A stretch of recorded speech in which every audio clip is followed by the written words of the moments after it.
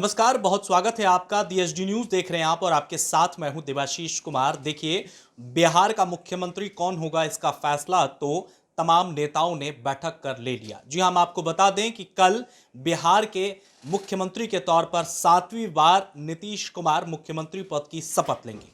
लेकिन एक बड़ा सवाल इस बीच ये आ रहा है कि आखिर बिहार में अगर सुशील कुमार मोदी उप मुख्यमंत्री नहीं होंगे तो कौन होगा। इस विषय पर अभी तमाम सोशल मीडिया और बड़े चैनलों पर चर्चा का विषय बना हुआ है। हम आपको बताते हैं कि जो सबसे पहला नाम इस वक्त चल रहा है वो है तारकिशोर प्रसाद का। साथ ही साथ एक और नाम चल रहा है रेणु देवी का। यानी कि बिहार को जो सूत्रों के हिसाब से खबरें निकल कर आ रही है, हमारे सूत्र जो बता रहे हैं, इस बार बिहार को 2 उप मुख्यमंत्री का चेहरा मिल सकता है। लेकिन इस दौर में अगर सबसे बड़ी बात हम कह लें तो इस दौर से बिहार के पहले के उप मुख्यमंत्री और लगभग 13 सालों से साथ रहे नीतीश के साथ सुशील कुमार मोदी का नाम कटता दिख रहा है। अभी थोड़ी देर पहले ही सुशील कुमार मोदी ने एक ट्वीट भी किया है। ट्वीट के जरिए उन्होंने लिखा है, और ये इमोशनल ट्वीट था।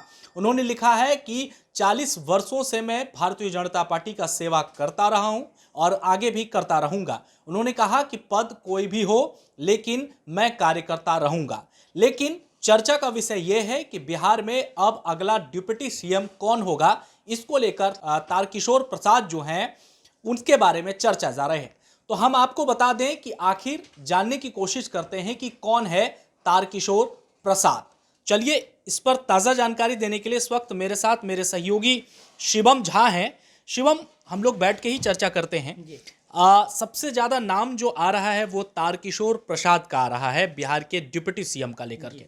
आप बताएंगे हमारे दर्शकों को कि बिहार का जो नाम ये सबसे ज़्यादा आ रहा है तारकिशोर प्रसाद का, कौन है, क्या जानकारी है आपको इनके बारे में? देखिए, तारकिशोर जी की अगर बात हम करें, तारकिशोर जी करोड़पति हैं। सबसे पहली बात तो आप ये रखिए, और 4 बार लगातार वो विधायक रह चुके हैं। अगर हम बात करें पिछले इस बार की चुनाव की, डॉक्टर रामप्रकाश महतो को उन्होंने 12,000 से ज़्यादा वोटों से हराया। जबकि इस बार की लहर ऐसी थी, आपको भी पता है, और सभी का जो एग्जिट पोल था वो भी बता रहा था। इस लहर के बीच में जिस तरह से इन्होंने प्रदर्शन दिखाया, 12,000 से ज़्यादा मतों से इन्होंने जीत प्राप्त की। और बीजेपी के एक ऐसे वरिष्ठ नेता है, 64 वर्ष की उम्र है इनकी। अगर इनके प्रोफेशन की बात करें तो ये बिजनेसमैन कहलाते हैं एक तरह से, दूसरे तरह से ये एग्रीकल्चर मतलब कृषि कार्य भी ये करते हैं। अच्छा। तो 64 वर्ष की उम्र में इनका कद इतना बड़ा है, बीजेपी के नेताओं में ये वरिष्ठ नेता माने जाते हैं। और वरिष्ठ नेता के तौर पर इन्हें ये जिम्मेदारी दी गई है कि एनडीए विधानमंडल के नेता चुने गए हैं। और अब जानकारी ये है कि अगर ये करोड़पति हैं, उसके बाद पैसे वाले भी हैं, दूसरे की उम्र दराज भी हैं, तीसरे की अनुभवी हैं, और जमीनी नेता भी हैं। और इनका जो प्रोफेशन है वो काफ़ी कुछ बताता है। एक तो बिहार चूंकि कृषि पर आधारित है और ये कृषि से जुड़े हुए हैं, बड़ी बात ये है।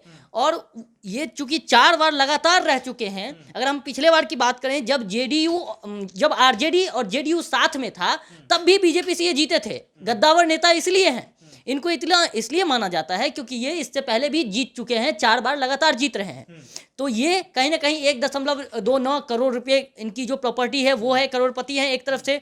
दूसरी तरफ से उम्र दराज हैं, और 64 वर्ष की उम्र होने के बाद भी जो है लगातार ये काम कर रहे हैं। और काम की बदौलत ही ये 4 बार विधायक बने रहे हैं। कोई 4 बार बन रहा है तो बिना काम किए नहीं बन रहा है। तो इनके काम को देखकर, इनके अनुभव को देखकर, इनके पिताजी गंगा प्रसाद जी हैं, उनके नाम को देखकर भी कहा जा सकता है, क्योंकि ये जो काम कर रहे हैं वो कृषि से और बिजनेसमैन भी हैं।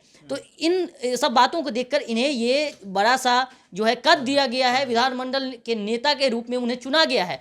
साथ ही आपने कहा रेणु देवी, वो बेतिया से भी विधायक रह चुकी हैं और हैं, सॉरी माफ कीजिएगा, के बारे में हम अपने दर्शकों को बता दें कि आपने अभी जाना कि तारकिशोर प्रसाद क्या हैं और क्या है काम वो करते हैं। उनके बारे में ये भी कहा जाता है कि वो बहुत जमीनी नेता हैं, तमाम लोगों से मिलते जुलते हैं, बात करते हैं। स्वाभाविक सी बात है कि जिस तरह से शिवम ने कही कि कोई भी 4 बार से अगर विधायक जीतता है तो वो अपने कामों के बदौलत ही जीता है। जनता उनको पसंद करती है और इसके हिसाब से ही भारतीय जनता पार्टी ने उनको नेता चुना है और इतना बड़ा पद जो है सूत्रों के हिसाब से अब वो देने जाती है। अब हम अपने सहयोगी शिवम से ये जान लेते हैं कि जो दूसरा नाम आ रहा है, यानी कि बिहार में इस वक्त 2 डिप्टी सीएम बन सकते हैं, रेणु देवी के बारे में जानकारी लेते हैं कि आखिर रेणु देवी क्या है। शिवम, रेणु देवी के बारे में। रेणु देवी भी एक करोड़पति हैं।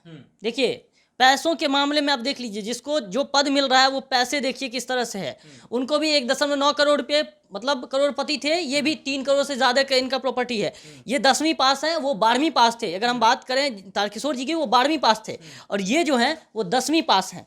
तो कहने का मतलब ये कि जिस तरह से ये बेतिया से विधायक रह चुकी हैं, विधायक हैं, और इसको लेकर इन्हें उपनेता बनाया गया है। डिप्टी सीएम की खबरें आ रही है, लेकिन हम इनकी पुष्टि नहीं कर रहे हैं क्योंकि ये खबरें हैं और खबरें बनेगी तो हम बताएंगे। लेकिन तारकिशोर जी की तरह जिस तरह से हम बात कर रहे थे, पहले ही हमने खबर चलाई थी, तो वही खबर इनको लेकर भी है। ये भी करोड़पति हैं, इनके बारे में कुछ ज़्यादा जानकारी है नहीं, लेकिन जो हम पढ़ रहे थे इसमें हमको जो कुछ पता चला है कि नारायण प्रसाद जी की पत्नी है।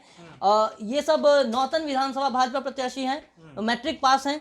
तो जो अभी हमने बातें बताई, और भी जो जानकारी मिलेगी हम दर्शकों को बताएंगे। अभी आप थोड़ा सा ये बता दीजिए कि तारकिशोर जी को लेकर जो लोगों के मन में आशंकाएं हैं कि वो आखिर वो कौन है, उनको क्यों दिया गया, क्योंकि सबसे बड़ी बात तो उनको अनुभव है और अनुभवी को ही डिप्टी सीएम बनाया जाता है। बिल्कुल। बहुत बहुत शुक्रिया शिवम। तो साफ तौर पर हमने आपको बताया और ज़्यादा जानकारी भी उपलब्ध हम करते रहेंगे। आप वीडियो लगातार देखते रहिए। हमने आपको बताया कि जो चर्चाएं, सुर्खियां इस वक्त चल रही हैं कि बिहार के डिप्टी सीएम कौन होगा, और जो चर्चाएं इसके बारे में चल रही है उसकी जानकारी हमने आपको दी। उम्मीद है ये वीडियो आपको पसंद आया होगा।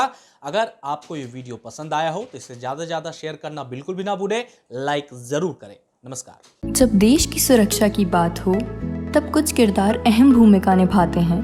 बेजोड़ शटर्स और शटर लॉक्स, मजबूती की मिसाल कायम करने वाले स्टील पाइप्स, सर्वश्रेष्ठ गुणवत्ता से भरपूर शटर लैथ और अटूट इंटरनल लॉक्स। आइए इन्हें मिलाकर निर्माण करते हैं एक उज्जवल भारत का, क्योंकि बात भारत की मजबूत भविष्य की है।